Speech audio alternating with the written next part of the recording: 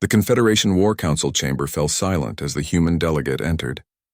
Ambassador Sarah Chen walked with measured steps, her mismatched armor catching the harsh overhead lights.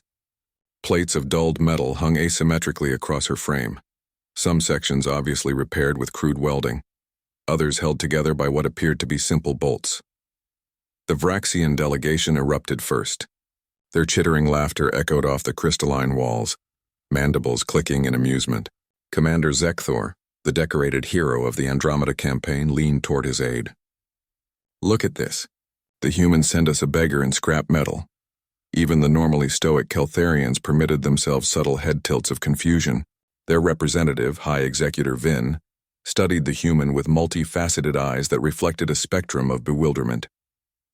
Sarah stopped at the center of the circular chamber, surrounded by the 11 species that comprised the Confederation Military Command. She did not flinch. She did not apologize. She simply waited. "Ambassador Chen," Zekthor began, his translator rendering his words with dripping condescension. "We summoned you here to discuss humanity's request for an extended relief period. Your forces have been underperforming, and now you appear before this council dressed like a salvage worker. Where is your dignity?" "Your Honor?" Sarah's expression remained neutral. "My armor tells a story, Commander. Would you like to hear it? We have no time for human sentimentality." Zekthor waved a clawed appendage dismissively. "Your species has been granted membership in this confederation, given access to our technology, our weapons, our tactical databases. Yet in every engagement against the Devourers, your soldiers fall back. Your ships retreat. And you dare come here seeking mercy?" "Not mercy," Sarah said quietly. "Understanding." The Vraxian commander stood, his exoskeleton armor gleaming with polished perfection, each plate inscribed with honors from 100 battles. "Understanding? I understand perfectly. Humans are weak. Your biology is fragile. Your lifespans are short. Your technology is primitive. You should never have been granted warrior status." Murmurs of agreement rippled through several delegations.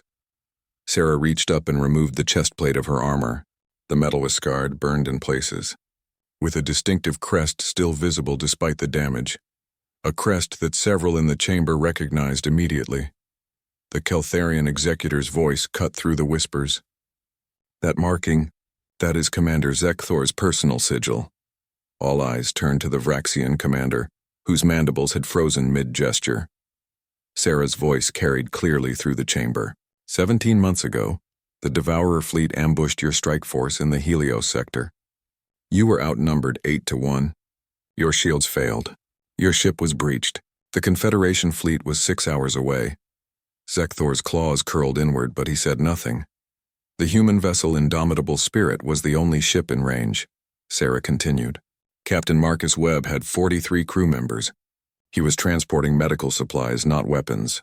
He had orders to retreat if he encountered Devourer forces. She held up the breastplate so the light caught every scar, every burn mark. Captain Webb did not retreat. He positioned his unarmed vessel between your flagship and the Devourer swarm. For 47 minutes, his ship absorbed fire meant for you. His crew used emergency thruster packs to physically push Devourer boarding pods away from your hull breaches. The chamber had gone utterly silent. When the Confederation fleet finally arrived, they found Captain Webb's ship in pieces. They found 38 human bodies floating in space, still clutching tools and makeshift weapons. They found 5 humans still alive, still fighting inside your ship's corridors, defending Vraxian wounded they'd pulled from collapsed sections. Sarah placed the breastplate on the central holographic display table. "Captain Webb was my brother. This is a piece of his captain's chair, the only thing I could recover.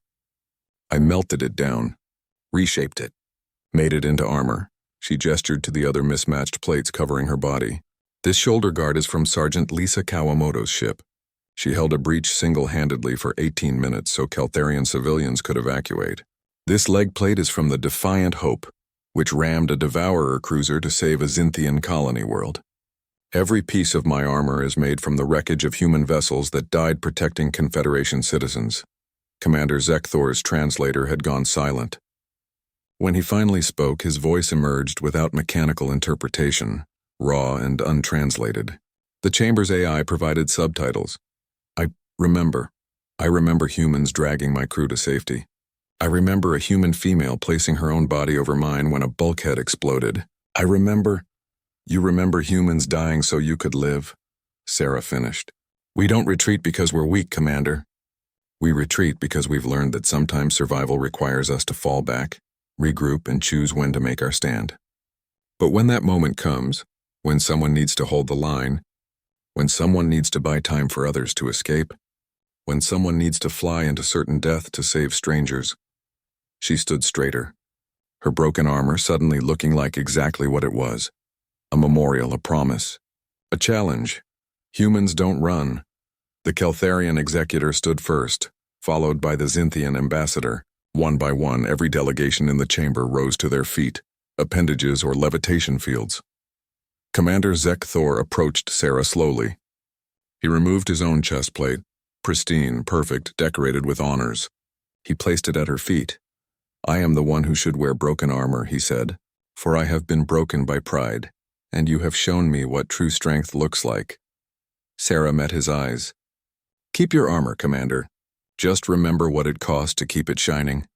The Confederation granted humanity's request that day, but more importantly, they finally understood what it meant to fight alongside humans, a species that measured victory not in territory gained or enemies destroyed, but in allies saved and strangers defended.